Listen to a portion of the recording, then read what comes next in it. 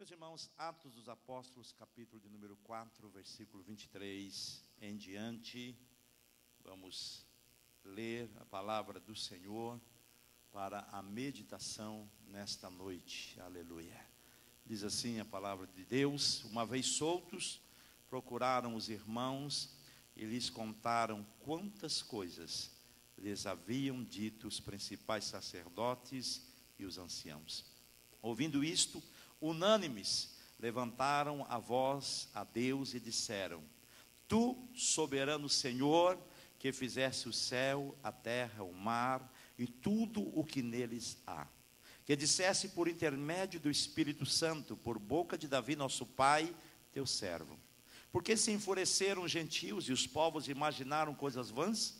Levantaram-se os reis da terra e as autoridades ajuntaram-se a uma contra o Senhor e contra o seu ungido.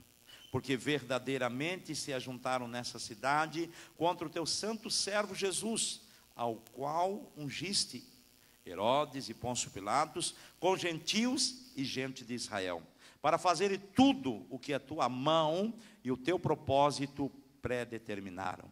Agora, Senhor, olha para as suas ameaças e concede aos teus servos que anunciem com toda intrepidez a tua palavra, enquanto estendes a mão para fazer curas, sinais e prodígios por intermédio do nome do teu santo servo Jesus. Tendo eles orado, tremeu o lugar onde estavam reunidos. Todos ficaram cheios do Espírito Santo e, com intrepidez, anunciavam a palavra de Deus. Amém? Pai, nós estamos na Tua presença, estamos diante da Tua palavra e sabemos que Tu tens algo, tens uma palavra para as nossas vidas, para a Tua igreja. Nós queremos depender totalmente do Teu Espírito Santo, Pai. Fala conosco, é o que nós te pedimos em nome do Senhor Jesus. Amém, Senhor, e amém.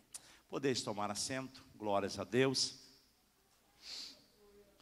Muito bem, vamos estar tranquilos, meus irmãos, eu prometo de não demorar muito. Nós temos ainda a Santa Ceia do Senhor e nós queremos que o culto ele continue nessa mesma atmosfera espiritual. Quantos podem dizer amém? Amém.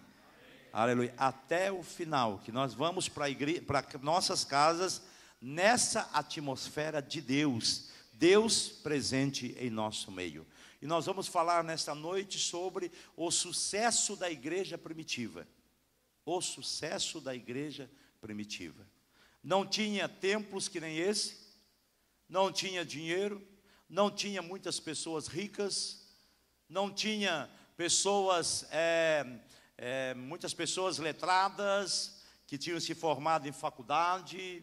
As pessoas eram doutas, pessoas normais, pessoas da sociedade, pessoas comuns, mas era uma igreja vitoriosa, mas era uma igreja poderosa, mas era uma igreja de sucesso, aleluia. Mas uma coisa é certa, meu irmão, escute bem: quando Deus opera, o diabo começa a trabalhar. Quando Deus opera, o diabo começa a trabalhar. O capítulo 4 fala justamente inicia justamente falando sobre o diabo trabalhando. Por quê? No capítulo 3 de Atos dos Apóstolos, nós vamos ver a linda história da cura do coxo de nascença, que estava sempre à porta formosa, a porta do templo, mas a hora nona, a hora da oração, os apóstolos, Pedro e João subiram para orar, e eles encontraram aquele coxo pedindo esmola. E Pedro e João disseram: olha para nós. Ele olhou, pensando que ia receber alguma coisa, mas eles disseram: nós não temos prata e nem ouro, mas o que nós temos, isso nós te damos. Em nome de Jesus Cristo Nazareno, levanta-te e anda. E eles tomaram a mão daquele coxo, levantaram, e aquele coxo ficou curado para a glória do Senhor Jesus Cristo. E aquele homem agora, saltitando, ele entrou no templo, quando coisa que ele nunca tinha feito, porque ele não podia entrar no templo, por ele ser coxo de nascença. Ele entrou no templo louvando e adorando a Deus, e foi um rebuliço dentro da igreja, aleluia. Por quê? Porque houve cura. Mas só que quando Deus começa a operar, o diabo começa a trabalhar. E aí, o capítulo 4 fala justamente que quando Pedro e João, eles estão ali pregando a palavra, eles estão testemunhando, do Senhor Jesus Cristo, como Jesus foi ressuscitado, eles estão pregando, não dá tempo para Pedro e João fazer o apelo. Por quê? Porque chegaram justamente os sacerdotes, chegaram o capitão do templo, e chegou os saduceus, e arrancaram Pedro e João do templo, e acusaram Pedro e João de perturbação da ordem e pregação de heresia. Mas o pregador, ele falava palavras de graça ao povo, quando a sua boca foi fechada. Em todas as terras, em todas as gerações, meu irmão, eles vão sempre procurar extinguir a luz. Por quê? Porque as pessoas, elas amam as trevas. E quando você fala a palavra de Deus, você fala em libertação espiritual, você fala em cura divina, você fala em batismo com o Espírito Santo, você fala em salvação da alma perdida, aleluia. Dali do templo, eles são levados ao tribunal, e eles chegam diante do sinédrio. Era uma reunião, era um conselho, o mesmo conselho que poucos dias antes, eles tinham condenado a Jesus à morte, e que agora, eles reconheciam que Pedro e João eram companheiros de Jesus. O sinédrio era responsável por proteger a fé judaica. O sinédrio era responsável em eles examinar todos os novos mestres, todos os novos ensinamentos que estavam surgindo. Eles eram responsáveis de investigar, mas eles não eram responsáveis de mandar prender homens inocentes. Mas sabe por que eles perseguiam a Pedro e João? Sabe por que eles perseguiam aos cristãos primitivos? Porque eles perderam a visão espiritual. E todo homem, toda mulher que perde a visão espiritual, ele se torna um perseguidor da obra de Deus. Os saduceus procuravam atar a palavra de Deus, sabe o quê? Com as suas regras, com as suas leis, até com correntes de ferro. Aleluia. Mas Pedro e João, eles estavam cheios do Espírito Santo de Deus. Aleluia. Quem é cheio do Espírito Santo de Deus aqui nessa noite pode dizer amém? Aleluia. Não importa, meu irmão, se tem perseguição ou não. E nós nem conhecemos o que é perseguição. Nós nem sabemos o que é perseguição. Graças a Deus pelo Brasil. É um país livre. E meu irmão, continue orando para Jesus continuar dando essa liberdade para o Brasil, para testemunhar da fé que nós temos no Senhor Jesus Cristo. O problema, a questão era, em nome de quem eles tinham operado o milagre do coxo? De onde era a fonte? De onde eles tinham tirado o poder para curar aquele paralítico? E era justamente isso, eles visavam incriminar os apóstolos. Eles não poderiam atribuir o milagre a Jesus, olhando assim. Se eles atribuíssem o milagre a Jesus, ali mesmo eles seriam condenados e eles iriam sofrer como Jesus sofreu.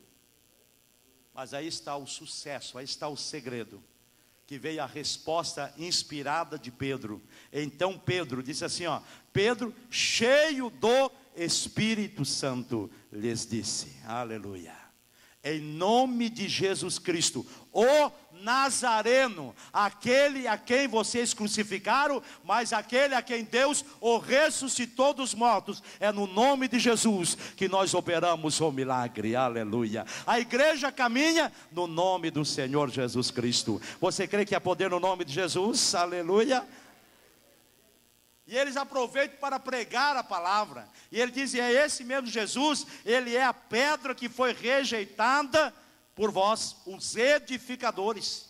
E eles dizem, e não há salvação em nenhum outro, porque abaixo do céu não existe nenhum outro nome dado entre os homens, pelo qual importa que sejamos salvos. Aleluia. Meu irmão, você só é salvo se você crê no nome do Senhor Jesus Cristo. Você não chega na eternidade, você não chega à salvação crendo no outro nome, a não ser no bendito nome do Senhor Jesus Cristo. Quem creu no Senhor Jesus? Quem creu? Pode dizer amém? Você está salvo porque você creu no nome do Senhor Jesus Cristo. Os judeus, eles tropeçaram na pedra que é o Senhor Jesus. Eles rejeitaram de crer no Senhor Jesus Cristo, que é a pedra angular, que é a eleita e preciosa. Aleluia.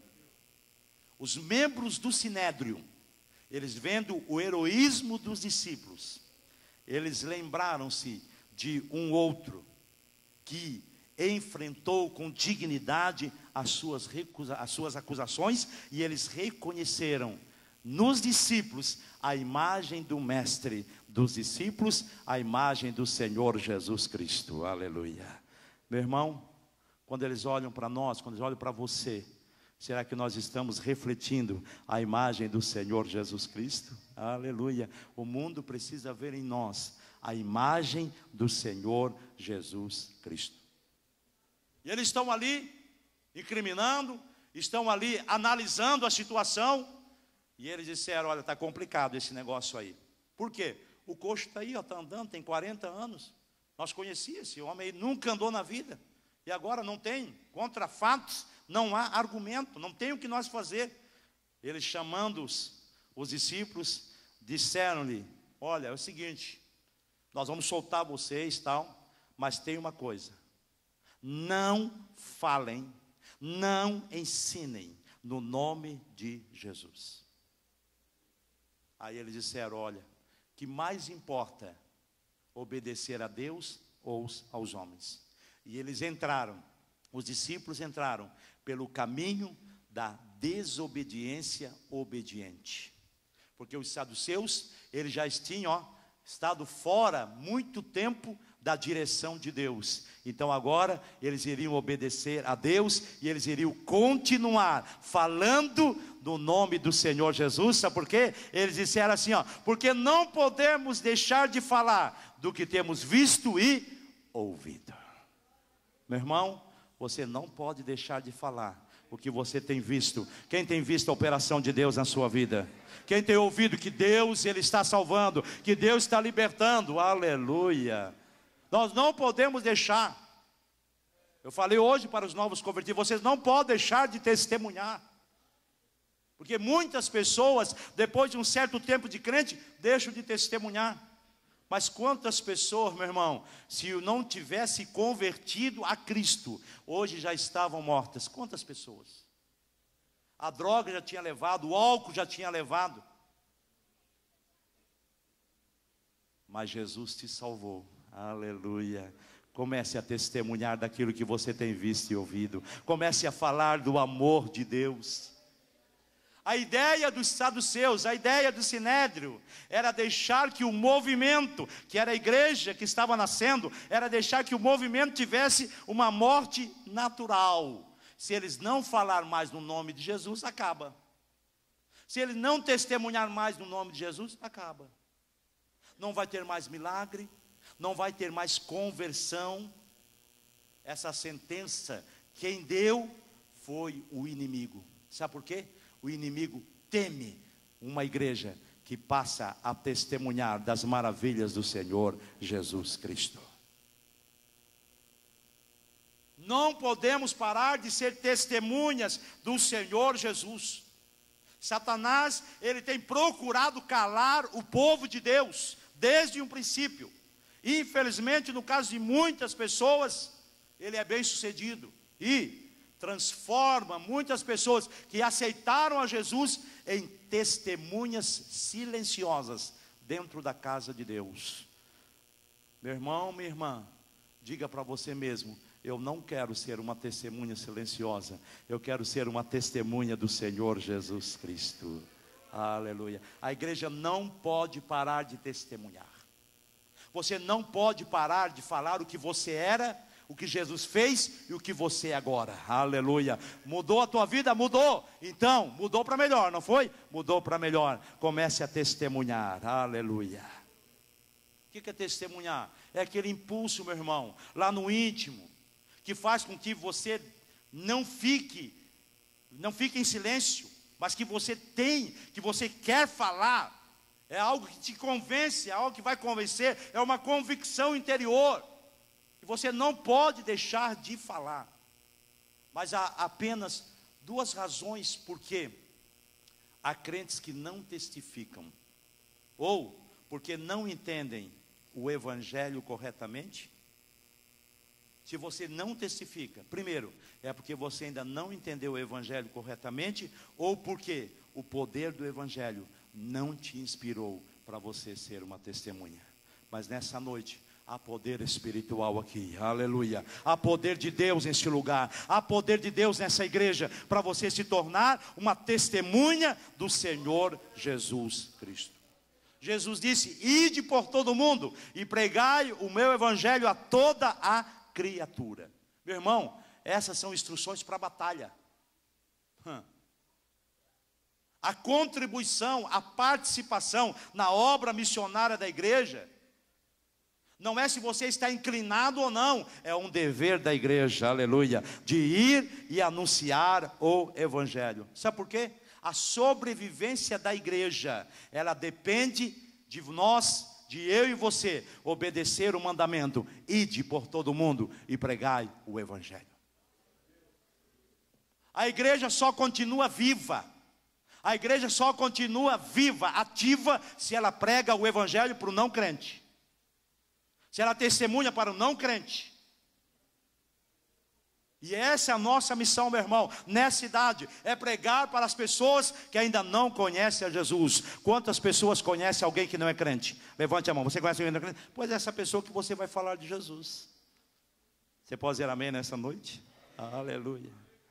Diz a palavra: então eles vendo a ousadia de Pedro e João. Eles foram ousados, meu irmão.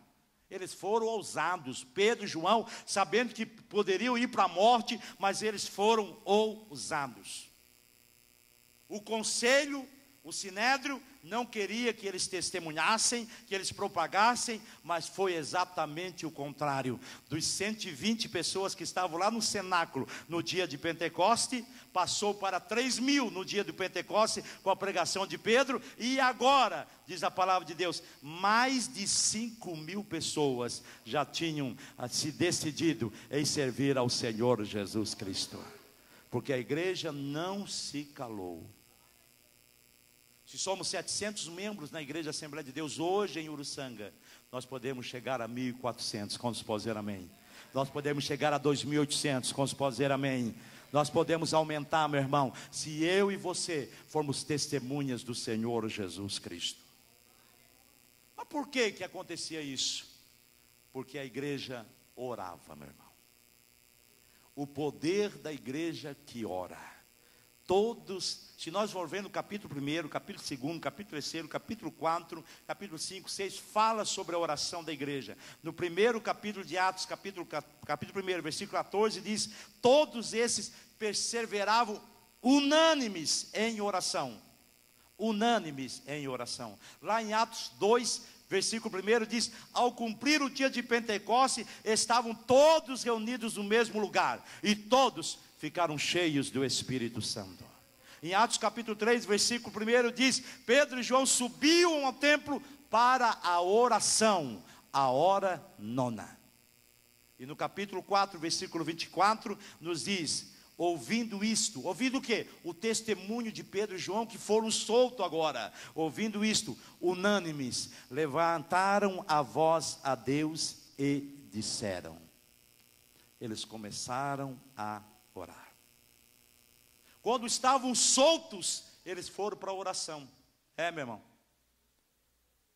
Quando estavam soltos, livres, onde é que nós vamos? Vamos para casa. Onde é que nós vamos? Passear. Onde é que nós vamos? Vamos para a oração, aleluia. O que você está fazendo no teu tempo livre? O que você está fazendo quando você está solto? Você está orando, aleluia, pois a igreja primitiva, ela orava. A oração é o recurso mais poderoso da igreja quando ela é ameaçada pelo mundo. Todos oravam juntos, meus irmãos, olha só, todos oravam juntos, unânimes levantaram a voz a Deus. E um deles, talvez Pedro, dirigiu uma oração especial. E é sobre essa oração que nós vamos falar em rápido momento, nós vamos falar sobre esta oração. Porque esta oração, em primeiro lugar, foi uma oração nascida no desejo de dar testemunho e de servir ao Senhor. A igreja se reunia para orar a fim de derrotar o inimigo. A igreja se reunia para orar a fim de derrotar o inimigo. Quantas orações de batalha nós temos feito?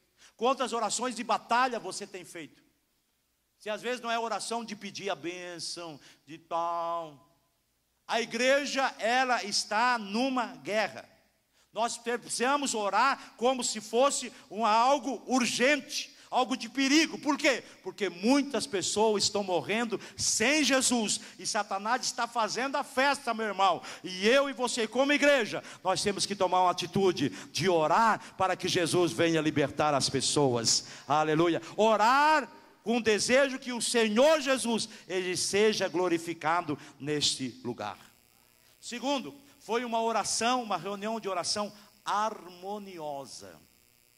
Unânimes quer dizer, todos ao mesmo tempo, no mesmo propósito, levantaram a voz a Deus. O povo se reuniu com uma mente e um coração. E sabe o que aconteceu? Deus se agradou disso e Ele respondeu às orações. As divisões dentro da igreja representam um obstáculo para a oração. As divisões dentro da igreja representam um obstáculo para a oração e privam a igreja do seu poder espiritual. Meu irmão, não aceite dissensões dentro da igreja, não aceite divisão dentro da igreja, porque as nossas orações, elas serão atendidas. Você pode dizer amém? Aleluia! Não podemos aceitar, porque nós queremos que as nossas orações cheguem ao trono da glória e nós venhamos receber a resposta de Deus. Deus tem resposta, mas tem resposta quando eu e você levantamos unânimes e oramos a Deus, pedindo: Senhor, salva almas nessa cidade, Senhor, liberta vidas, Senhor, cura, Senhor, transforma, faz a tua obra neste lugar. Aleluia. Deus tem obra para fazer, mas Deus tem obra numa igreja, aleluia, unida, unânime, orando ao Senhor Jesus Cristo.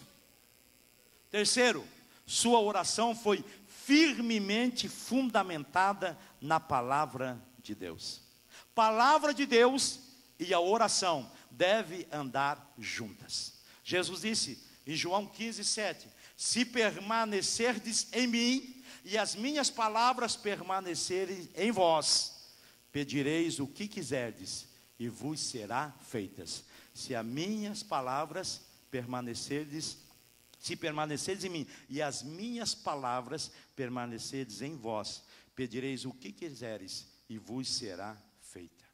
Escute só, meu irmão, a verdadeira oração não consiste em você dizer a Deus o que Ele deve fazer, mas a verdadeira oração é pedir a Deus que Ele faça a sua vontade, a vontade de Deus seja feita no nosso meio. Quantos querem que a vontade de Deus seja feita no nosso meio? Aleluia. É pedir que a vontade de Deus seja feita aqui na terra, e não que a vontade humana seja feita no céu. Muitas igrejas estão surgindo aí, meu irmão, sabe para quê? Para pedir que a vontade, não, é a nossa vontade, Deus vai fazer. Faz coisa nenhuma, meu irmão. A nossa oração é para que venha o teu reino, Senhor, seja feita a tua vontade. Aonde? Aqui na terra, como no céu. A vontade de Deus é perfeita e ela já foi feita lá no céu. Traga a tua vontade aqui para a terra, aleluia. Essa é a oração do crente, meu irmão. Quarto, não oraram para que as circunstâncias fossem alteradas, mas eles pediram para que Deus lhe desse poder para fazer o melhor uso possível da circunstância e realizar o que já havia determinado. Ali no capítulo 4, versículo 28, para fazerem tudo o que a tua mão e o teu propósito predeterminaram. Pediram o quê? Capacitação divina. Não pediram uma rota de fuga. E Deus lhe deu o poder de que precisavam. Não orem pedindo vida fácil, escreveu Philip Brooks. Não orem pedindo vida fácil. Orem para ser homens e mulheres mais fortes. Não orem para que suas incumbências estejam à altura de seu poder. Orem por poder suficiente para as suas incumbências. Quinto, dirigiram-se a Deus como soberano Senhor. O Deus, sabe o que é soberano? É o Deus que está no controle de todas as coisas. E é bom nós conhecermos a Deus como um Deus soberano. Mesmo quando estamos enfrentando perseguição, nós vamos adorar a Deus, porque Ele é um Deus soberano e Ele conhece todas as coisas. Quanto serve um Deus soberano, pode dizer amém? Então fica tranquilo, meu irmão. Ele conhece a tua vida, Ele sabe tudo que você está passando. Entregue tudo para Ele, porque Ele vai tomar conta de você. Não importa o deserto que você está passando, a perseguição que você está passando, o quanto está difícil, não importa. Se você crê no Deus soberano, Ele vai tomar conta de você. Aleluia. Sexto, não pediram proteção, mas pediram poder. Eles não pediram fogo do céu para destruir os inimigos, mas eles pediram o poder do céu para pregar a palavra de Deus e para curar os enfermos. Aleluia. Peça o poder de Deus, meu irmão, para você falar da palavra de Deus, para você pregar a palavra de Deus, para você orar pelos enfermos e eles serem curados, porque a oração da fé, ela libera o poder de Deus e ela permite que a mão de Deus opere. Isaías capítulo 64 e verso 4 nos diz assim: porque desde a antiguidade não se ouviu, nem com os ouvidos se percebeu, nem com os olhos se viu Deus além de ti, que trabalha para aquele que nele espera. Espera, pois, no Senhor, porque Deus está trabalhando a teu favor, meu irmão. Espere no Senhor, espere, confie no Senhor, deleita-te no Senhor, e Ele vai fazer o que deseja o teu coração. Mas espere, pois, no Senhor. E sete e último, o desejo dos cristãos da igreja primitiva era glorificar o servo de Deus, o Senhor Jesus Cristo. 4:27 diz: porque verdadeiramente se juntaram nessa cidade contra o teu santo servo, Jesus. Mas agora nós queremos glorificar. O maior propósito de uma oração respondida é a glória de Deus. Não é as necessidades humanas sendo supridas. O maior propósito não é você ser curado, meu irmão. O maior propósito não é você passar bem. O maior propósito é que o nome do Senhor Jesus Cristo seja glorificado. Você está pedindo algo para Deus, para que o nome de Jesus seja glorificado? Tenha certeza, você vai testemunhar e o nome de Jesus vai ser glorificado. Aleluia. Meus irmãos, aqueles, vamos dizer, fracos cristãos lá do cenáculo, fechado as portas, as janelas, orando, esperando o derramamento do Espírito Santo. Eles moveram a mão que move o mundo. E sabe o que aconteceu? Aquele local foi sacudido pelo poder de Deus. Versículo 31, tendo eles orado, tremeu o lugar onde estavam reunidos. Todos ficaram cheios do Espírito Santo e com intrepidez anunciavam a palavra de Deus. É a resposta às nossas orações do povo de Deus, que o Senhor se levanta para sacudir a terra. E nós vamos orar para que Deus venha sacudir essa terra. Quantos podem dizer amém? Nós vamos orar para que nós possamos ter intrepidez, meu irmão, para pregar a palavra de Deus, para que milagres possam acontecer, para que o poder de Deus possa vir e atuar na minha e na tua vida. Aleluia. A história dos todos os avivamentos espirituais começou com alguém orando para Deus tremer a terra. Se quisermos que essa terra, esta nação, essa cidade, o teu bairro, a tua família, a tua casa seja tremida pelo poder de Deus, experimente começar a orar, experimente colocar diante de Deus, experimente começar a tirar tempo de oração, experimente a orar mais e mais, e você vai ver as coisas acontecerem na tua vida. Aleluia, porque Deus tem poder. Deus